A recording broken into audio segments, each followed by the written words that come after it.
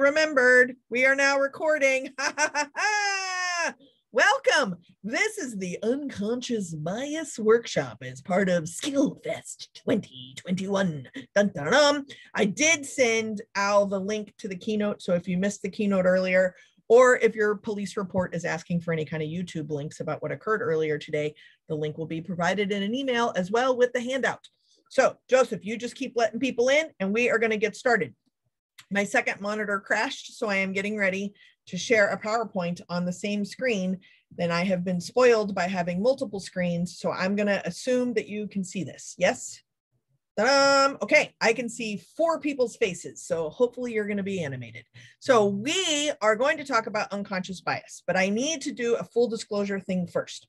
First off, as a diversity, equity, and inclusion person, I get asked all the time. Let me see if I can put my best super privileged accent on. Hi, evidently we did an employee survey satisfaction thing and we have unconscious bias in our workplace. Can you come in and just Windex that out and fix it? That'd be great. I get asked that question at least once a week. I wish I was kidding, but I'm totally not kidding. So in case you are interested in buying stock in Windex, that is not what this workshop is about. You cannot Windex away any unconscious bias. All you can possibly do is become slightly more conscious of your unconscious bias, which will then immediately backfill with more unconscious stuff. When we start talking about responsibility, it's a really important thing to understand that this is cyclical and never going to be done. Again, if you have any thoughts or comments, you're welcome to contact me directly. Send me a text message at 202-670-4262 as we go along, or not. I'm happy to help. But when we start talking about unconscious bias, I specifically designed this program because these folks want me to come in and eradicate unconscious bias, but they don't even know what that means. And it's kind of this new sexy buzzword. So it's kind of the new way of saying, can you come in and make sure none of us ever offend anybody ever again? And the answer is nope, because you are a professional offender. And fun facts, so am I. So why would you come to someone who's a professional offender as a professional offender to learn how to not offend people? When in reality, what I would encourage you to do is to recognize that there is a good likely chance I will offend someone or you will offend someone and you'll never even find out. So if we're going to do that, now we can start having a conversation about what I mean by that. It's not about never offending. It's about taking responsibility for, of course you will, and occasionally you will find out. An example, do any of you remember the great controversy of the gold and white or the blue and black dress? You may also remember the Yanny and Laurel, I think were the 2 names. So fun facts, these were social experiments to find out how quickly you would pick a team and then accuse the other people of being complete and total wackadoodle because they were obviously deaf or blind, which is important to mention that some people actually are deaf and blind, but we didn't care because we saw what we saw, we heard what we heard, and everybody else was wrong. Well, interestingly, this is how we polarize society. And the study basically was, there were different photographs, there were different sounds, and those sounds and those photographs randomly changed. And based on your familiarity with the colors or what you have decided is true, you would be able to hear or see whatever you thought was true, because confirmation bias is real. So once you have an opinion, that's what's going to get confirmed. So I don't know why we needed to do the social experiment also in the middle of a very political, polarized kind of time, but why not? Let's just dive in and make more wedges because somebody makes money off of it. When we start talking about unconscious bias, you're going to have to realize that it is my responsibility to become conscious of what I am unconscious of. So this morning we talked a lot about kind of feeling safe or prepared and the habits that our life has taught us around being safe and prepared. And those things we might be conscious of, but chances are we're actually unconscious of what makes us feel safe and prepared. We just move along as if everyone is operating with the same information. When we start talking about the ability to actually be safe and prepared or comfortable, that is pretty subjective. And we will constantly shift. So in the chat, speaking of shifting, what I want you to do is chat me what you see in this photograph. Just let me know what you see. There are all kinds of wrong answers, and I will eventually tell you the right answer.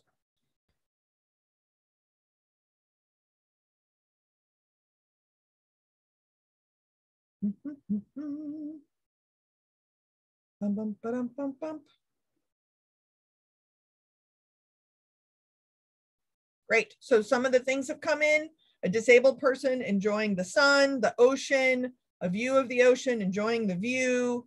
You see red, a pair of legs, a man sitting on a cliff, person sitting on the edge of a water source. Fantastic. Okay, so that's great. So a couple of questions. Number one, why is this a man? I don't know what y'all's little hygiene habits have been inside COVID, but these could very easily be my legs even pre-COVID. But because they're hairy, we tend to think a man. Okay, great.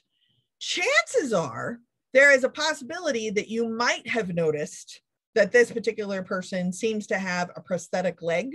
And then chances are something in you said, oh, don't say anything about that.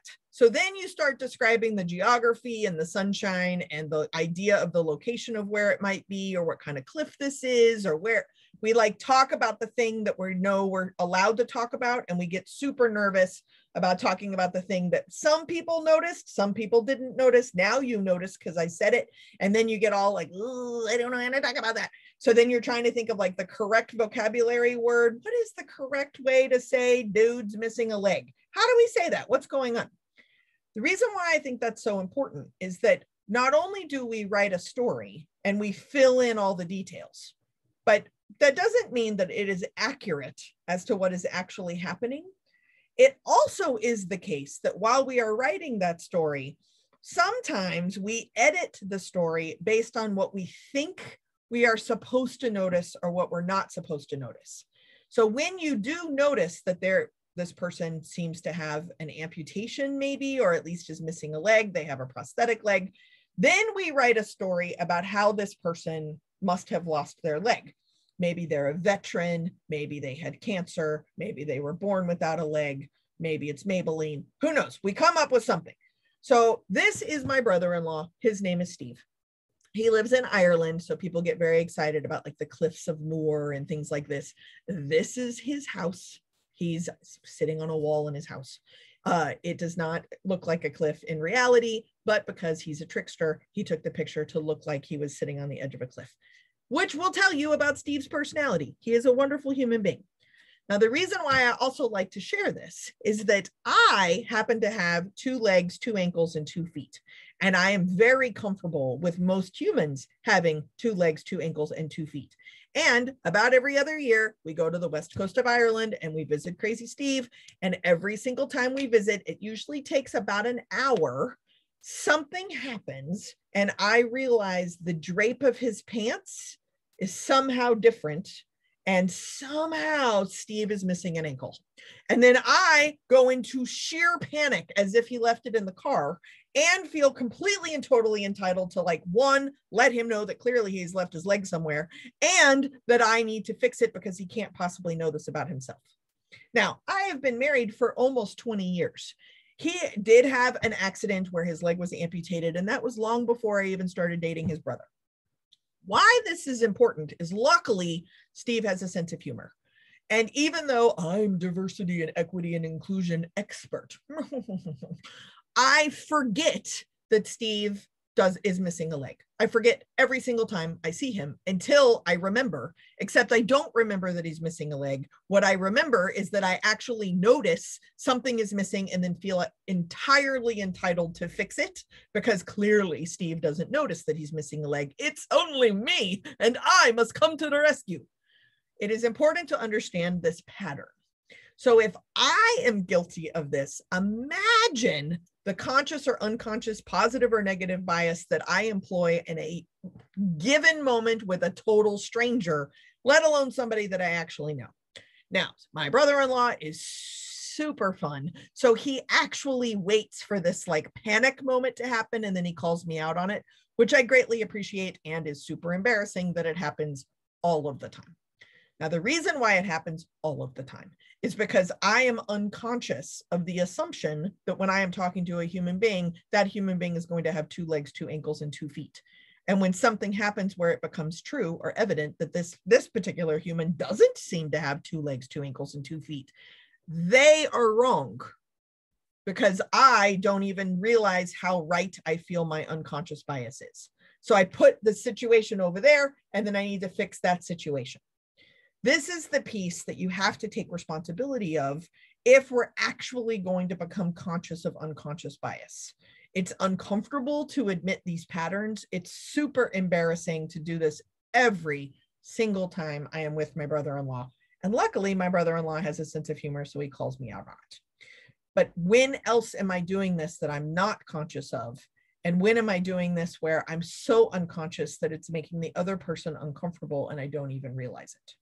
When we start talking about unconscious bias, you have to be aware of your conscious positive and negative bias so that you can then start digging out your unconscious positive and negative bias. So you may have noticed that my name is Jessica. And growing up as a Jessica, I don't know if there's any other Jessicas on the call, but in my experience as a Jessica, I evidently am supposed to know everything that happens with everybody named Jessica in the entire universe. So I'm originally from Texas. So back in the 80s, a little girl named Jessica McClure fell into a well. And every single time I went to school, this was in Midland, Odessa area. Every day when I went to school, my teachers would be like, have you heard anything about the little girl? Like Jessica's were on speed dial or something. So this also extends to Jessica Lange and then Jessica Simpson, who is pictured here. You may be familiar with her. She is an actress and or a reality star and a musician. This is totally not the kind of music I listen to, but evidently that's a thing. So Jessica Simpson was cast as Daisy Duke. Now, if you have not seen the Dukes of Hazzard movie, basically you're a better person than me. Don't waste your time. But as Daisy Duke, Jessica Simpson had to work out all the time, eat no calories, and become a size 0 as a very petite human being so that she could be the ideal Daisy Duke. It is a different workshop of how jacked up that is, but just follow me, okay? So the picture on the left is Jessica Simpson in costume as Daisy Duke. Now, the reason why this is relevant is that after the movie was released, Jessica Simpson, who is a musician, was singing at a concert. That's the picture that's on the right. But because she no longer appeared to be a negative size 36, people became very worried about her. And by very worried about her, I mean they posted a completely strange, skewed Photoshopped photograph to make her look huge. And by huge, I think maybe like a size 2 or 3. I'm a size 22. So generally speaking, somebody this small is kind of an appetizer to me. But this is what the media did. Now, we like to blame the media for bias, but the media is made by us for us, and we consume it, and they feed what we consume. So you can't make the media as this third party. It's us. But what's important to understand is that being a small, petite frame person, first off, wasn't good enough for her in order to actually be cast in this movie. And then when she was very unhealthy, yet perfect for the movie, whatever that means, then she began to, like, I don't know, eat or sleep again and continued on with the rest of her career. It was critiqued. As a woman named Jessica, and as a woman named Jessica who is a size 22, this was totally reminiscent of all of my body image issues and what's happening. Now, some of you are familiar with this, some of you are not familiar with this, but the media, of course, or our consumption of the media actually went even one step further. And this cartoon was put out, which different people in my life thought it would be completely appropriate to mail me this cartoon. Now, if you notice this cartoon, the Jessica Simpson figure is significantly larger than a size 2. And evidently, I don't do sports ball, but evidently she was dating some football person, and she's breaking up with the football person for Ronald McDonald sitting on the couch. That's the cartoon. Now, somewhere in this is something called humor. And as a stand-up comic, I think it's really important to understand that most humor is pretty edgy. And most humor lies in that space between conscious and unconscious bias and positive and negative bias. But I just want to name that when we start talking about our worldview, what we are conscious of and what we are unconscious of, and whether it is positive or negative bias, is directly related to everything we have been exposed to our entire lives. So this isn't something you can just come in and Windex off. What you have to do is actually trace it back and trace it backwards as to what does this mean? What does the worldview around body image? What does it mean for me?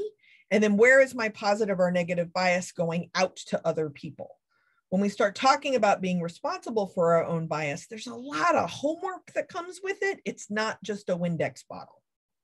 So if we can understand our worldview or the culture in which we swim in as this kind of invisible framework, then it's really important to understand that the automatic nature of what we do unconsciously is just that. It is an automatic nature. It is the culture. It's not the shark. It's the water that the sharks swim in.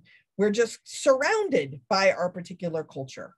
Now, a different workshop is that my experience and my culture may be similar or different than somebody else's, but I can be responsible by becoming more conscious of what I am unconscious of and really slowing things down enough to notice this automatic invisible framework. It is a vital part to who we are, but it's not something we consciously think about. So my friend Joe Gerstand said this, which I think is genius, and that is that we're not responsible for our first thought, but we're responsible for our second thought and your first action. So let's slow down just a second. So some people would argue that you are responsible for your first thought, but remember, do the best you can with what you got some of the time. Let's just say, no, your first thought is that automatic ocean, water, culture, invisible framework stuff. That like automatic response thing is a reaction that maybe it makes you feel safe, maybe it makes you feel prepared, but let's just say you're not responsible for the first one, right? Ooh, what a relief. If you are not responsible for the first one, but you claim responsibility and intention of having a second one, the second thought could affirm the first one, could be the same. Or the second thought could be slowing down, paying attention to what is happening, and then deciding what your second thought is going to be. A lot of times when I talk to people about diversity, equity, and inclusion, they think of their like minds or their patterns, their behaviors, their preparation, their habits as like a dry erase board. So let's pretend it is a dry erase board, but somebody came into the classroom before you and accidentally used a permanent marker instead of a dry erase marker. So the dry erase board is all kinds of jacked up. Now, some of it is helpful, like the date, if it's still the right date, then that's helpful, but it's written in permanent marker and you can't take it off. But that doesn't mean you reformat or throw the whole dry erase board away. What it means is that you're going to have to use the space in between the permanent marker, and that's where your second thoughts live. And your second thoughts can be much more intentional, and those second thoughts are actually what inform your action, because it's no longer just an automatic reaction. You've slowed it down enough to have a second thought to then inform how are you going to respond. And responding is different than a reaction. And that is where your power lies as an ally or an advocate, because you can slow down enough and become conscious of what is about to happen. What was I just about to do? Do I want to do that? If yes, please proceed. You're now conscious of what you're doing. Do you not want to do that? All right, well then slow your roll and figure out what you need to do. That's where your self-responsibility comes in and where the power lies before you act. Now, can we do this all the time? Watch, let's see. You may be familiar with this image. Put in the chat, what do you see now? If you say a veteran with one leg, you're a little behind on the slideshow. What do you see right now? Bum, bum, bum. Let's see what's happening. Duck, duck, duck, duck. Goose. Anybody see a goose? No. Rabbit, bunny, rabbit, rabbit, seagulls. Yes, I always wait for the seagull team because they get very mad if you don't say it out loud. Yes. Okay, so here is my question. Did you see a duck first or did you see a rabbit first? Automatic, boom. And then were you able to consciously switch it to the other one? Some of you are team rabbit and you're like, I don't see no stinking duck. Okay, great. Try to see a duck. Some of you are team duck. Can you see the rabbit? Can you switch? So you are capable of slowing down and actually click, click, click, click, right? You can do that. It is possible to do it. Some people are like, no, I only see one, that's it. Okay, but what's important to remember, the artist drew an image that looks like a duck and a rabbit. So you saying, no, that's a rabbit. You are cheating the artist of what the artist was trying to do. No, that's a duck. You are cheating the artist. The artist drew something that could both look like a duck and both look like a rabbit. It's your job to notice what's happening, slow down, and like edit what is happening so that you can inform your response. Because the artist drew something that actually does look like both a rabbit and a duck, you are now meeting the artist where the artist is at. And that is being currently present with what you're conscious of and being responsible for the present moment. Okay, now here's more bias. So for those of you that remember Katrina and or maybe even directly impacted by Katrina, I'm about to talk about Katrina. So both of these articles were published at the exact same time, and both of them are talking about relatively the same entity or same thing that happened, but in very different ways. This is not a news flash for most people. I just like to use it as an example. So top picture to me looks like a kid, I would say a Black kid. The bottom picture looks like two white adults. I don't know the age of any of these people, but it's interesting to me that I think the top one is a kid and the bottom two are adults. Why? I have no idea. That's me to do my own homework. I have a shrink. I'm working on it.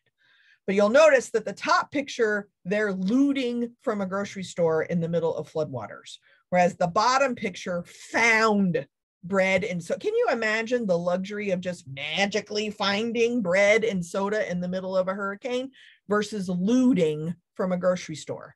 So obviously there's a race bias here. There's probably a class bias here. So I've actually had some participants tell me that there may have also been like a neighborhood bias as to where the people are actually waiting in the hurricane. Instead of working so hard to come up with a perfectly logical explanation, I want you to notice that both of these stories were approved by the same editorial board. Both of these stories are describing the exact same situation, but in very different things for different readers. That's where bias shows up every single day, and why it's so important when you print that draft out triple space with extra wide margins, you give it to a wide variety of an editorial board. Because if you only give it to one person, there's a very good possibility that their bias isn't going to show up, and you're not actually going to be more prepared or slow down enough to really check and see what's going on. Now, people argue with me all the time, and they tell me, no, that's old. We don't do that anymore. Okay, so then let's look at this particular article. So I don't know if any of you recall July 2020. That's after March 2020, the world's longest month. But while I was doing this training, somebody said, yeah, it happened. So that particular day, because I'm a smartass, I looked at Twitter and I found these two stories on the same day on Twitter. So you'll notice the top one's a guy in a flannel shirt with a beard with a cream colored couch. I'm pretty scared of light colored furniture, largely because I have 3 rescue dogs. So I made him a dentist. I don't know why, but that guy's a dentist. Then there's a bottom picture of what, again, to me registers as like a Black kid. He's evidently 20. That's kid enough for me. There's an interesting age bias thing happening in my brain. And he's either wearing a hoodie, or my brain would say it looks orange. So maybe it's like a prison uniform. I don't know. So I go from a dentist to a hoodie to a prison uniform in 2 photographs without reading any of the words. Okay, let's look closer, shall we? This kid is dead. He's a victim of a crime. He is 20 years old. He's not wearing a prison uniform. He is wearing a red hoodie. That is an important thing for me to know. And he was killed in a shooting. Okay, next picture. Remember the dentist? This guy found that he killed 2 people. That was not part of the story that I wrote about the nice dentist in the plaid shirt. Now, again, remember, this is my area of expertise. And I'm not trying to like make you feel better so that you can actually make more mistakes, but we become practiced at recognizing where our bias shows up. Our bias never goes away. It just keeps morphing into other places, and I'm responsible for all of it. I'm only conscious of a teeny tiny bit of it. So if we can pay attention to this, now we can start practicing. So I really like grocery stores. It's one of my favorite things when I would travel is to pop into a grocery store because I think you can find out a lot about the local community. I was deep into my 30s before I was pushing my grocery cart down and I realized that the ethnic food aisle exists in almost every grocery store. Just out of curiosity, what are the other aisles? They are not called the non-ethnic food aisles. Now, some would argue by virtue of being a white person, I gave up any claim to ethnic or cultural variety so that I could have privilege, which is why the ethnic food aisle is in one place. So then I've had participants say like, well, what are you supposed to do? Like put that particular kind of food intermingled into the rest of the grocery store? Well, the rest of the grocery store has things like spices and noodles or sauces or condiments. So you could intermingle it. Or maybe it's convenient, I'm using air quotes, to put the quote unquote popular ethnic related foods or hair supplies or something into one particular area for easy shopping, which is code for I know where those customers go. Do you see how bias could impact not just the floor plan of a grocery store, but it also impacts where employees are watching other people, where maybe there's more security, maybe there's not.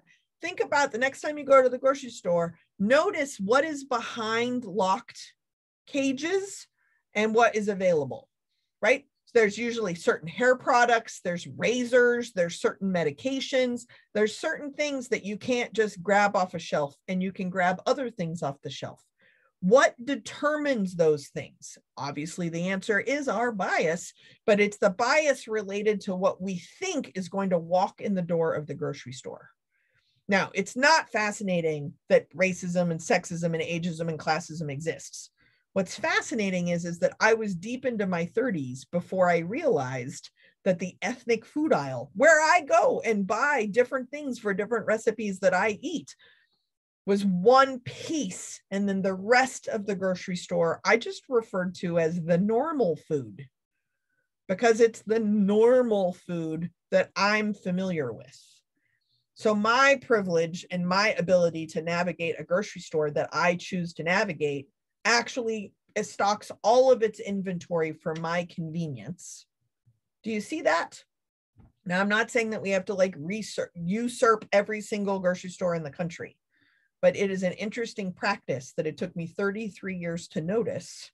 And now that I do notice, now I have to notice what is for me and what isn't for me. What grocery stores are targeting me? What grocery stores are not targeting me? Slowing down and noticing those patterns is exactly how you can become more conscious of what you were unconscious of. Because ultimately, everything is about responsibility.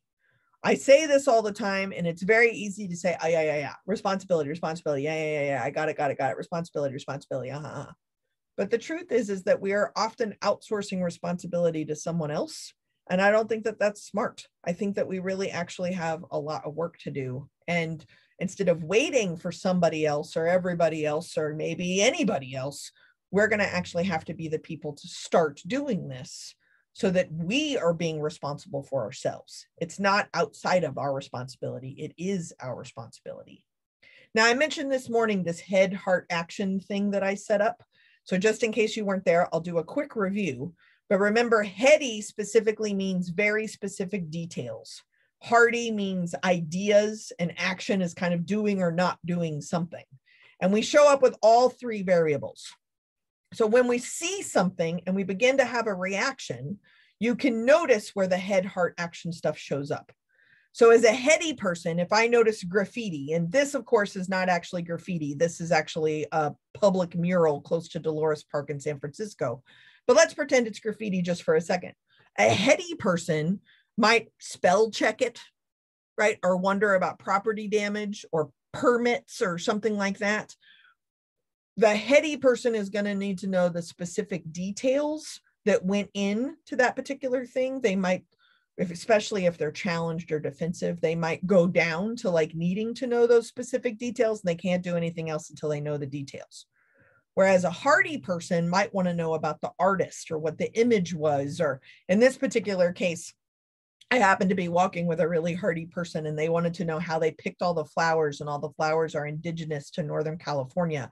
And what does that mean? And it's so exciting. And That is a hearty conversation, because then they started talking about beautification of the neighborhood, and like all of a sudden they're talking about outside movie screenings. Meanwhile, me and my super headiness is like looking for the grid and trying to find the picture and the grid of what's happening. We're responding to the same stimuli, but we're responding in very different ways. If the hearty is the ideas, the action-oriented piece is really how did it work? So I took this picture on purpose so you could see like the different lines of color that actually build the depth of the mural itself, because the action people need to know about that lifty cherry picker, and they need to know how it gets done. Where are the colors? Where did it happen? Did you have a plan? Were you by yourself? How long did it take? They need to know the work itself. So here's the mural as it was being worked on. Again, this is going up the hill to Dolores Park if you're ever in San Francisco. The final product is gorgeous.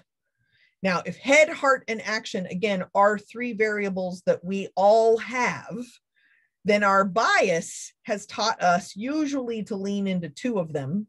And that is actually what kind of happens when we lean into it, because we feel safe and prepared there. But that doesn't necessarily mean that that's how we want to show up in every case, nor does it mean that showing up that way is appropriate in every case. But we often don't care because we feel safe and prepared. Now, another concept is this gas pedal. And when I talk about that 3rd element, I told you that I read those 4 conversation books, Difficult, Fierce, Courageous, and Crucial Conversations. They're all great books. But it's the 3rd variable that maybe you don't think you show up with all the time, but you can use it as a gas pedal in the sense that it can slow you down, and you can make all different kinds of excuses, or you can accelerate through and become unstoppable. So as a head action person, my 3rd rail is the hearty part, which is why I often feel like an imposter, or like, I don't know why anybody would listen to me. I'm a disaster pants. I have spent the last 3 hours trying to get my 2nd monitor to work, not working. Why would you listen to me for any kind of advice for something? But that's my heart part. And then occasionally I'll have a participant who will tell me, like, not only did what you say work, I actually did have that conversation that mattered. I was super nervous and it was successful. And when I know that it like matters to other people, then I can show up in my trifecta, feel better, and accelerate through. The gas pedal slows you down and accelerates, and you're in control of your 3rd variable.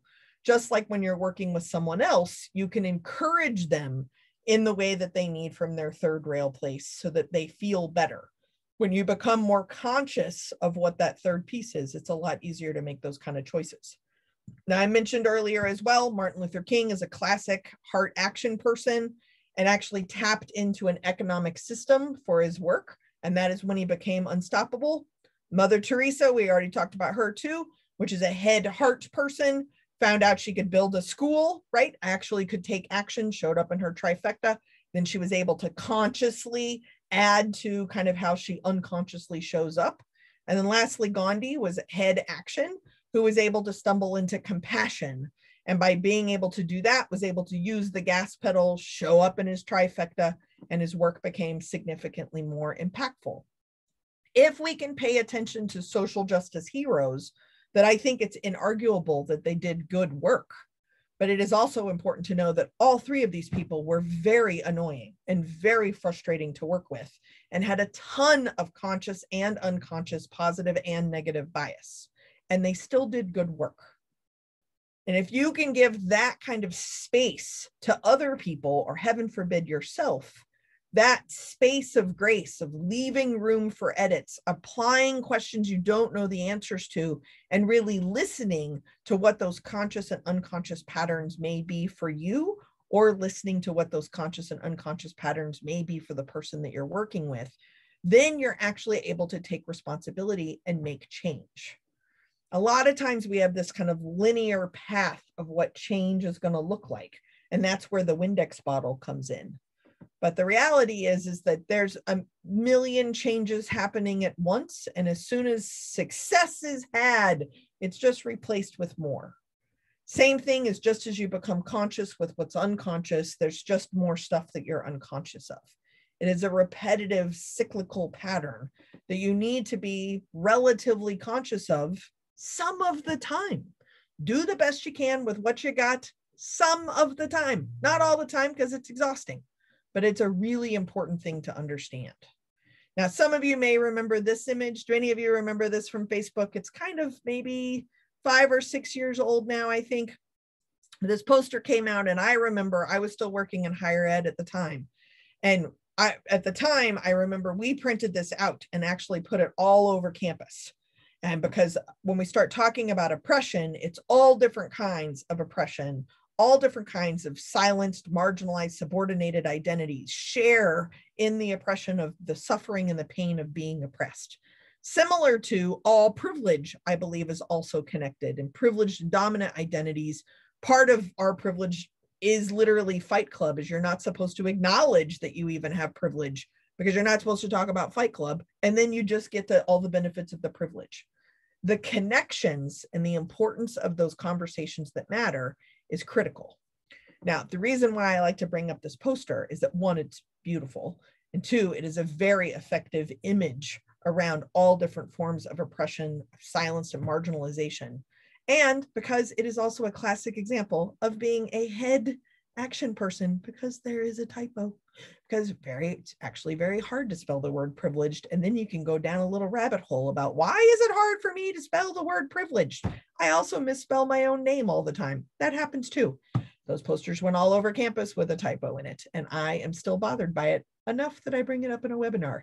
Let it go. My shrink has job security. If we can take advantage of the patterns that we can be conscious of, then we can actually begin to take responsibility for the patterns we are unconscious of, ultimately making us less defensive. I got a couple of texts after the keynote, and some people wanted to know a little bit more about the book or about the book club. So I don't know that I really have permission to talk about this, but I wanted to answer people's questions. If you're interested, you can go to goodenoughnow.book.com and look at the club or the book. Happy to help. There's an audio book, there's an ebook, and it's an asynchronous book club. Whatever works, happy to help. There, I mentioned it. In the time that we have left, I want to make sure and see if we have time to chat or talk about specific scenarios where you might be struggling or something that I can help with. I know we have roughly about 20 minutes left, but I want to kind of open it up and see what kind of thoughts or comments or ideas you may be having that I can help with one-on-one. You're welcome to unmute, chat, raise your hand, or you can send a text message at 202-670-4262. Even if you're watching the recording, I'm happy to answer your questions whenever you have them. So with that, I'm going to stop share. I think that worked. Yeehaw. It's one monitor situation. I am a spoiled rotten brat. Let's see. How are you doing? What kind of thoughts or comments do you have? I know that's a little different in how we normally talk about eradicating unconscious negative bias, but it's really about responsibility and slowing down enough to notice what you do or you don't even have. So I'm going to open it up. How are you doing? Let's see if I get any texts. Anyone want to break the ice? Usually takes an action-oriented person to do such a thing.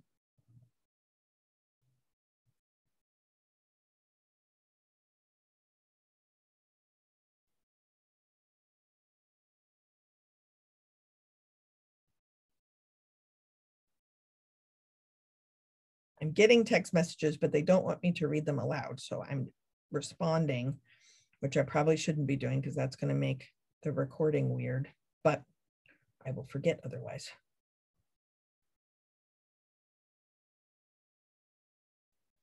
Who determines negative or positive? Well, that's a great question, Al. I would assume if you are on the receiving end of it, you may be able to determine something as positive or negative.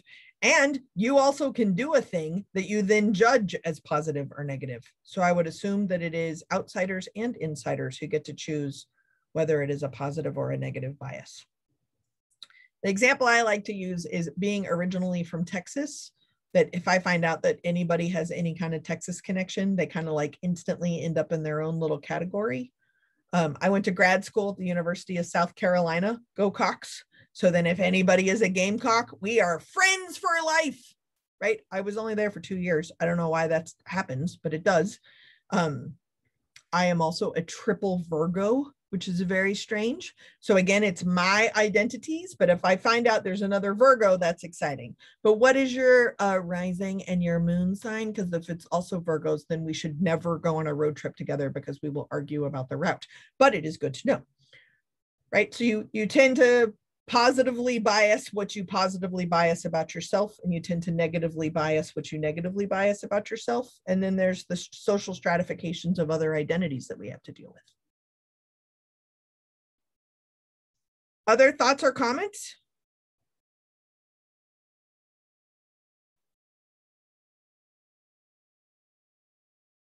Let's see. Don't have any texts more coming in. Someone tried to call. Don't call because it's a texting number. That doesn't work. How's the conference been so far? People are nodding. Are you developing your skills and having a fest about it?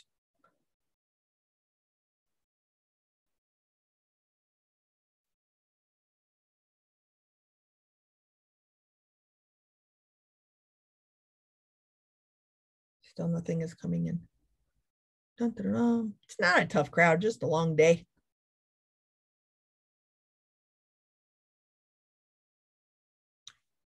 In the morning video, you said that MLK Jr. didn't let women make a speech. Do you know who wanted to speak? Oh, good question. I probably knew their names prior to reading that out loud. One of them is a woman minister from Alabama, whose name I'm blanking on. And another one, if I remember correctly,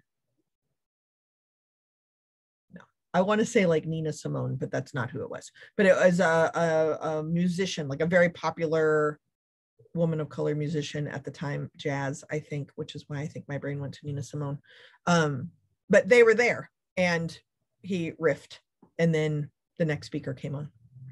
So any of you plan events, I just imagine the event planner like chain smoking under the bleachers. How do you get Martin Luther King to shut up? And then that's the only part of the speech people really remember. Ha ha ha. You should be able to Google it. I mean, I can't because I'm doing this right now, but you should be able to Google it. If you do, put it in the chat so other people can know too. Other thoughts, comments, anything fun? Mask versus non-mask Texas bias. So that's a very good question. My brother is actually a very diehard no masker, COVID's not real, all of this is made up, storm the Capitol kind of person. Meanwhile, I have not left my house in 12 months. Tomorrow will be a year, basically. It is fascinating to me how we can be so wildly different, even though we were raised by the same people. But it is also the case that we were raised by atheist parents in Texas, which is very unusual. And my brother eventually had to come out as an evangelical Christian minister, and I eventually had to come out as a queer person. So we both seem to shatter the expectations of our parents while also having parents that are shattering expectations of the neighbors. So I guess it just kind of continues, you know? So it is interesting when talking about masks or no masks. So I recognize that this is a polarizing topic for some people, so I'm not interested. I'm not trying to be upsetting to anyone. But a friend of mine the other day, she's in my pod. She's an essential worker and is vaccinated and lives by herself. So if she were to get sick, we would end up being taking care of her. Anyway, so that we're podding together. So we were getting gas, and she got out of the car and got gas and got back in the car and realized that she had forgot to put on a mask. And we ended up having this whole conversation because she was so like, oh, I forgot to wear a mask while she was pumping the gas. Now, we were the only people at the gas station, so this worked out okay. But she was still sheer panic that she just completely forgot to put her mask on. So we ended up having this really great conversation. I said, if someone saw you getting gas without your mask, what did they think? Like, what makes you about it? Like, is it an irresponsibility thing? What is it? And she's like, no, what if they thought I was a Republican? And I was like, well, I guess that's a possibility. So let's talk. There are Republicans that also wear masks. I don't know if that's a solid Venn diagram situation, but it's a really good example, right? Is that she had that like inhale moment. And so then what was it that made her inhale that way? Was it about being irresponsible or not keeping to her own kind of code or expectations of her own behaviors? Was she disappointed in herself? And then no, she was really worried that people would think she was an anti-masker because she wasn't wearing her mask at that time. That's a good thing for her to know about herself, right? I think that that's interesting. We should be able to talk about these things and talk about what it means bias-wise, whether it is positive or negative bias. A couple of years ago, I had to help a friend move, and I was driving their car behind them, and both cars were loaded up with stuff as they were moving. And the car is covered in all kinds of like Greenpeace and Green Party bumper stickers, like very, very, very, very progressive bumper stickers. I am a pink commie liberal, but I don't put bumper stickers on my car. Anyway, so there's all these things, and people were honking at me and like pointing at the bumper stickers and stuff. And there were times where I just wanted to be like, it's not my car. I borrowed the car. It's her car. She's actually ahead of me. You should be honking at her. Like, it's not me. Until eventually I was just like, whatever, like, hi, yay, peace to you too, I guess is what I'm supposed to be doing. You can take the girl out of Texas, but you can't take the Texas out of the girl. But what was fascinating though, is that the assumption of the driver of the car covered in those bumper stickers, right, is that there was no room for this isn't my car. So then now we're starting to talk about like where individual identities or individual experience actually might be assumed by other people from group membership. As an individual, specifically as a very privileged individual, or lots of privileged dominant identities, I actually feel entitled to show up as an individual first. But to other people, I'm a group until I earn the right to be an individual. So that's an important thing to kind of understand too, bias-wise, or a fun activity for you, is when do people get to show up as an individual and when do people represent an entire group? And do you feel entitled to either way? So a lot of times when we talk about like communities of color, that's like a gazillion different options, but we'll just say like one group, right? To differentiate, like, I don't mean people like me, I mean people not like me, which also centers, if we're talking about race, centers whiteness, and then everybody else is the not white part. And then there's groups within that, right? So same thing happens in the LGBT community. There's like not straight people. And then inside of not straight people is a whole bunch of different communities. Or like we start talking about gender conforming people and then non-gender conforming people. We pick this kind of binary team so that we can align our positive or negative bias to each of those teams. And then we get to know the individual, unless it's us. And then we like want to be an individual first. That's another way that bias can show up a lot when we're working with people. I think we also need to recognize not only unconscious bias, but also confirmation bias. We only read stories or news that already aligns with our ideology, i.e. fake news. So this is actually a really great point. And I think it was last month's newsletter. I recommended y'all subscribe to my newsletter. I am not going to add you because I've never added anybody, but if you do, that's where you get the folded fit a sheet video that you seems very excited about. I try very hard. My ego gets very hurt at how excited you get about a folding sheet video. Like, I'm actually an interesting person. Shut up. Where's the folding fitted sheet video? Anyway, last month's newsletter, I think, is the one that I talked about, that being really careful as you're sheltering in place or kind of working from home, that your usual ways of diversifying the sources of information or news may actually be smaller now because your bubble is smaller because you're not leaving the house as much. And luckily, I have a weekly call with my uncle. It's in an hour and 10 minutes, actually. And my uncle and I, he was in the Navy my whole life, so we really haven't gotten to know each other. And it's been one of the greatest things of COVID is getting to spend an hour with him every week. And what is interesting is that normally I travel for a living. So I talk to people from all around the country. I watch local news from all around the country. I read local newspapers. I have people engage with me as an audience member from all different kind of ideologies. And that is how I would source my own kind of opinions and do my homework. Well, for the last year, I have literally been sitting in this chair in these sweatpants, and I haven't had the wide variety of exposure that I had before.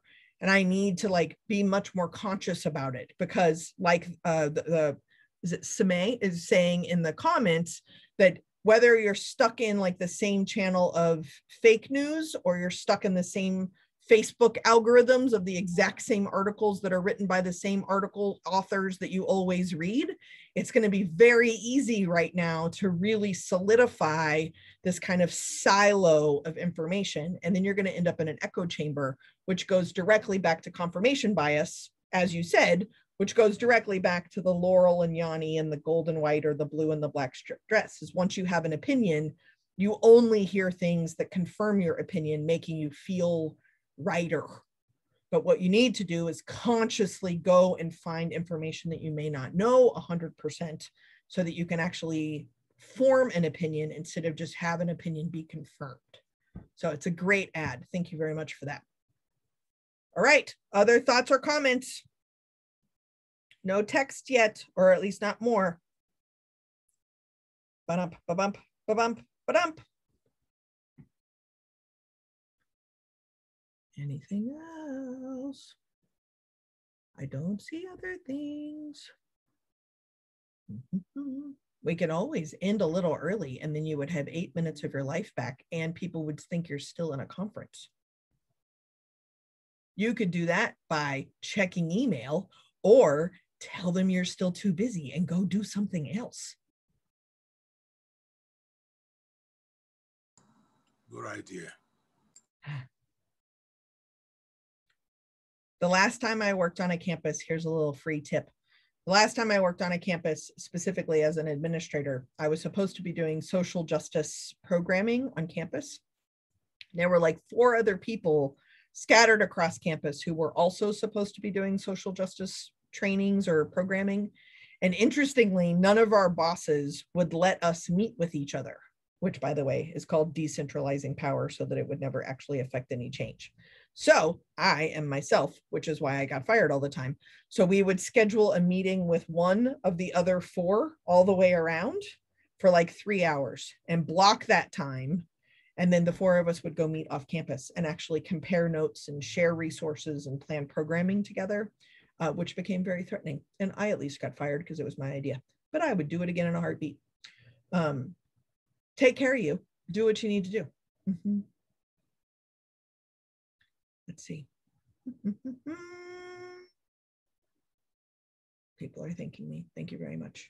The number again, just in case you think of comments later, is 202-670-4262. I hope you've had an amazing day and have learned a bunch of stuff. I hope that's the case.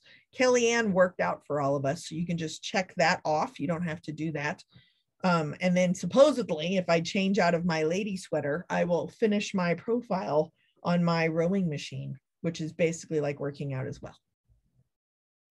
I think I have to type while on a rower. I think that counts as extra points.